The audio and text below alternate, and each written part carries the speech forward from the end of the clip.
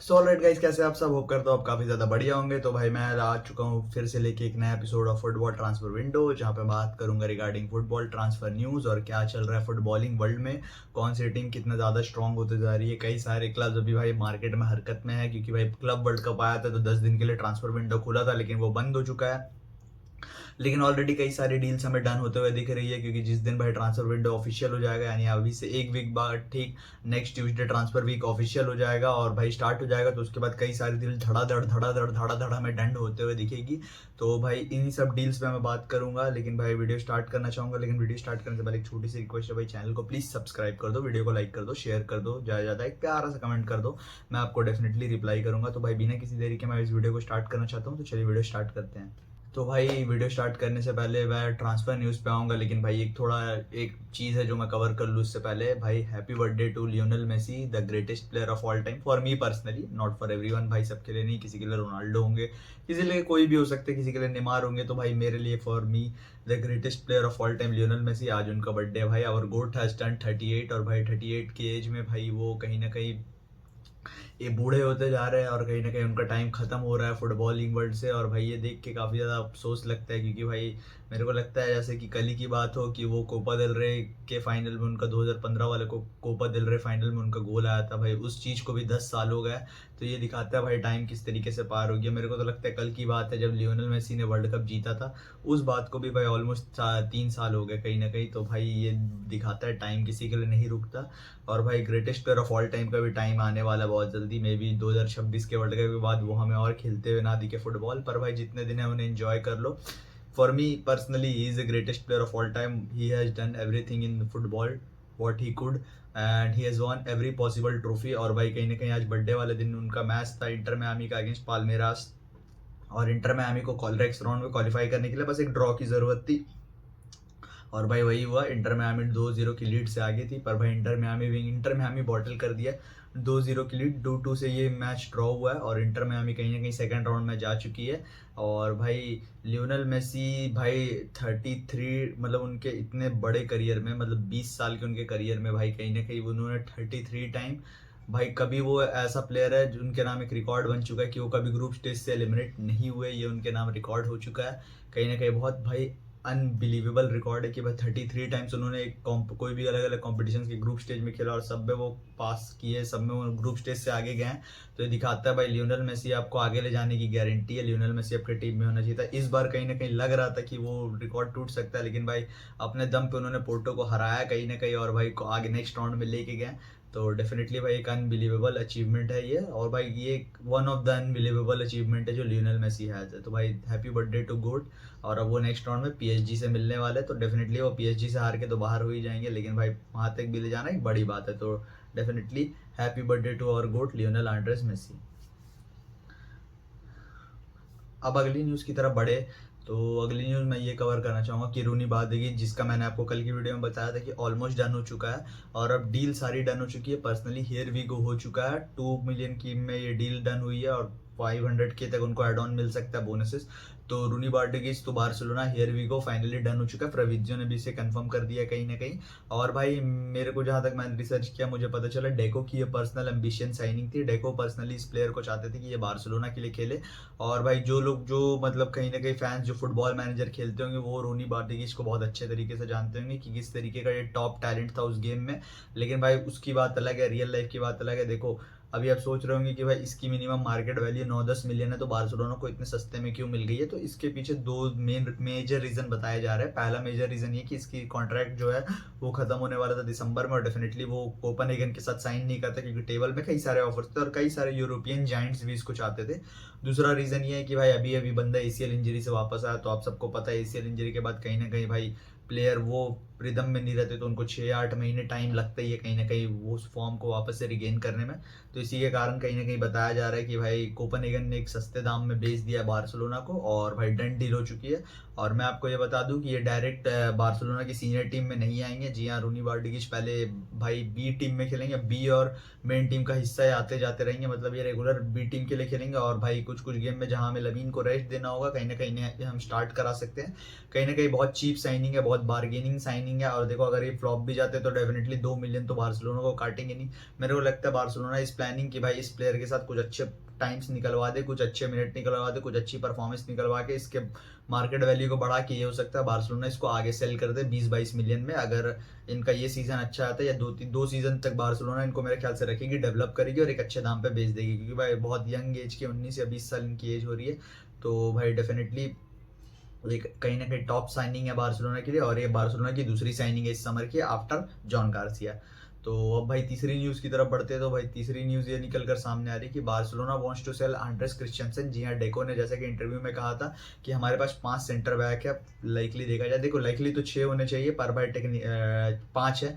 मैं बता दूं कैसे, पाउ कुबार्सी, इनिगो मार्टिनेस, फिर उसके बाद आपका एरिक गार्सिया, रोनाल्डो रो, क्रिश्चियन, और हमारे कुंडे सेंटर बैक ही थे, वो राइट बैक खेल रहे हैं। तो भाई कहीं ना कहीं ओवर क्राउडेड स्पेस था डेको के अकॉर्डिंग, और भाई उनका क्या नाम ये था कि एक प्लेयर जाएगा, वो रोनाल्डो रहो नहीं है, उन्होंने क्लियर कह दिया था कि रोनाल्डो रहो नहीं जाएंगे।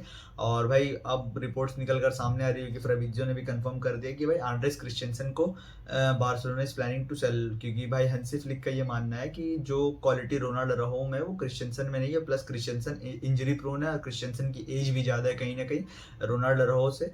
तो भाई डेफिनेटली हंसी फ्लिक का टेक ये है कि हम भाई रोनाल्डो रहो को रखेंगे, और भाई हमें रोनाल्डो रहो चाहिए क्योंकि वो कुछ एरिया में बहुत ऐसी चीज़ें दे सकता है जो क्रिश्चियनसन नहीं दे सकते, प्लस क्रिश्चियनसन इंजरी प्रोन उन्होंने। और भाई प्रॉब्लम ये निकल कर सामने आ रही है कि क्रिश्चियनसन बार्सिलोना नहीं छोड़ना चाहते, कहीं ना कहीं उनको फैंस उनसे बहुत ज़्यादा सपोर्ट मिल रहा है, इसके कारण वो बार्सिलोना नहीं छोड़ना चाह रहे। पर भाई मेरे को नहीं लगता है यहाँ पे अपने जो बोर्ड है इसने गलती की होगी रिगार्डिंग सैलरी, अगर क्रिश्चियनसन रुकते हैं, क्योंकि क्रिश्चियनसन की सैलरी उतनी हाई नहीं है एज एक्सपेक्टेड टू अदर। तो भाई डेफिनेटली मेरे को लगता है कि एक अच्छा ऑफर अगर आता है अल हिलाल वगैरह वगैरह या कोई भी सऊदी की क्लब से या कहीं से, तो Christiansen might thinking of leaving. But देखते हैं अभी क्या रखा है फ्यूचर के घर में, हो तो फ्यूचर ही जाने। तो भाई ये था रिगार्डिंग क्रिश्चियनसन की न्यूज़, जो एक सेंटर बैक हमें छोड़ के जा सकता है। ठीक है, अब बात करते हैं एएस मोनाको और बार्सिलोना के बीच जो डील चल रही थी रिगार्डिंग अंसु फाती, वो कहीं ना कहीं हमें डन होते हुए दिख रही है। माइनर सी छोटी सी डिटेल्स बची हुई है जो कि हमको लग रहा है 1-2 दिन में रिजॉल्व हो जाएगी, और at the end of this week यानी सैटरडे संडे को हमें अंसु फाती का मेडिकल टेस्ट होते हुए दिख सकता है। पार्ट ऑफ सेलॉन क्लॉज जो था या बायोट क्लॉज जो था जो मोनाको के डील में ऐड किया गया, वो बार्सिलोना ने ऐड किया है। कुछ सैलरी बार्सिलोना उठाएगी, मेरे को लगता है 40-50% सैलरी बार्सिलोना उठाएगी, बाकी 40-50 भाई एस मोनाको उठाएगी। तो भाई कहीं ना कहीं डन डील ऑलमोस्ट होते हुए दिख रही है। मेरे को इस पर्सनली डील से मैं उतना ज़्यादा खुश नहीं, क्योंकि भाई मिनिमम हम 70-80% सैलरी मोनाको को उठानी चाहिए थी, पर वो नहीं हुआ। बार्सिलोना उठा रही है मेजर पार्ट ऑफ सैलरी, तो भाई कहीं ना कहीं ये विन विन सिचुएशन है मोनाको के लिए, पर हमारे लिए नहीं है। बट डेफिनेटली थोड़ा बहुत रिलीफ हमें ज़रूर मिलेगा एफएफपी में।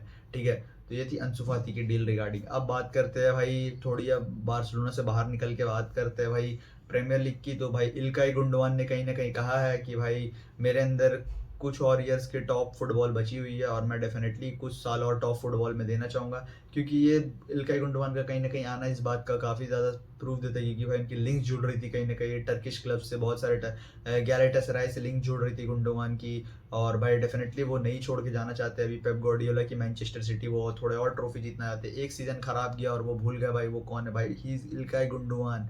भाई 2021 वाले सीजन में मेरे को आज भी याद है भाई, ये बैलेंडियोर 1 महीने की बैलेंडियोर रैंकिंग को इन्होंने लीड किया था भाई। Premier League player of the season ना जाने कितने बार बने भाई इल्काई गुंडोवान। और मैं डेफिनेटली मेरे को लगता है कि पेप गार्डियोला भी नहीं चाहेंगे कि एक ही सीजन में केविन डी ब्रुयने इल्काई गुंडोवान दोनों छोड़ के चल जाए। भाई मिडफील्ड को थोड़ा एक्सपीरियंस चाहिए बड़े गेमों का, जो कि इल्काई गुंडोवान को काफ़ी ज़्यादा है, क्योंकि भाई इकलौते कैप्टन है जो मैनचेस्टर सिटी के जिन्होंने चैंपियंस लीग उठाया। भाई कैप्टन थे वो सीजन, तो आप समझ सकते हैं पेप गार्डियोला कितना हाईली रेट करते हैं इल्काई गुंडोवान को।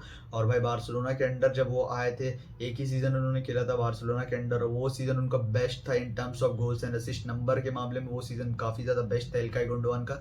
तो ये कहीं ना कहीं दिखाता है कि भाई ये वो इम्प्रूव ही किया। हाँ, उसके बाद का ये जो सीज़न था हंसी फ्लिक का पहला सीज़न, जिसमें वो चल गए थे वापस मैनचेस्टर सिटी, थोड़ा टाइम लगा उनको वापस एडजस्ट करने में, लेकिन देख लो भाई अभी वो क्लब वर्ल्ड कप में फिर से उन्होंने तबाही मचानी शुरू कर दी है।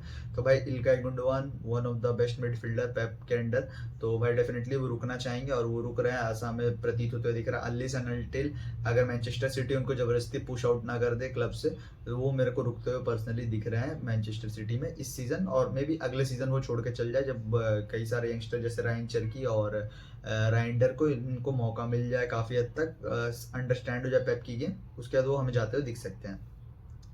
अब नेक्स्ट न्यूज़ निकल कर सामने आ रही है, प्रीमियर लीग से ही निकली, तो एक और न्यूज़ कवर कर दूँ कि भाई Napoli are closing in on deal of Darwin Nunez. जैसा मैंने आपको पहले ही बताया था कि डार्विन न्यूनेस की प्रायोरिटी है यूरोप में रुकना, और भाई कहीं ना कहीं भाई कॉन्टे से 1-on-1 बात हुई है भाई डार्विन न्यूनेस की, और कॉन्टे ने अपना प्रोजेक्ट पेश किया है डार्विन न्यूनेस को, और कहीं ना कहीं Darwin newness is very much happy कि हाँ भाई मैं नेपोली को उन्होंने ग्रीन लाइट दे दी है, और भाई अब बस club to club final talks होने वाली है, और लास्ट राउंड ऑफ टॉक्स मेरे ख्याल से कुछ बचा हुआ है, और Darwin Nunez to Napoli here we go done हो जाएगा। और भाई कहीं ना कहीं भाई डार्विन न्यूनेस की साइनिंग के बाद भाई नेपोली टीम भी बहुत ज़्यादा स्केरी दिखेगी। लुकाकू है इसमें, डार्विन न्यूनेस है, स्कॉट मैकटोमिने है, केविन डी ब्रुयने है, मतलब भाई कितने सारे टॉप प्लेयर्स है। भाई कहीं ना कहीं नेपोली भी डेफिनेटली अपना सीरिया टाइटल रिटेन करने के लिए देख रही है, और अंडर कॉन्टे भाई ये टीम कहीं ना कहीं बहुत ज़्यादा स्केरी होने वाली है, तो भाई नेपोली पर नज़र रखनी होगी।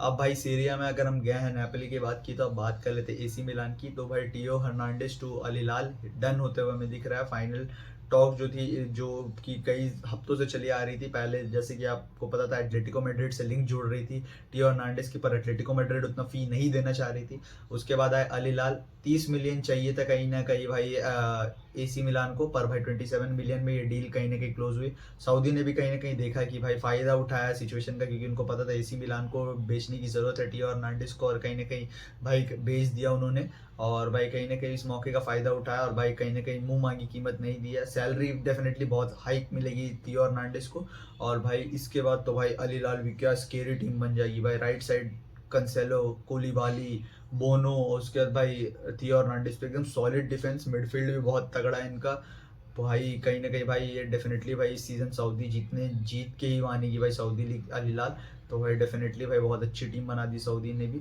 तो अब बताइए आपको क्या लगता है, तो भाई आपको वीडियो कैसा लगा ज़रूर हमें बताइए। चैनल को भाई, चैनल पे नए तो भाई प्लीज़ भाई चैनल को सब्सक्राइब कर दो, वीडियो को लाइक कर दो, शेयर कर दो ज़्यादा ज़्यादा, और भाई डेफिनेटली मैं मिलता हूँ आपसे नेक्स्ट वीडियो में। Till then peace out.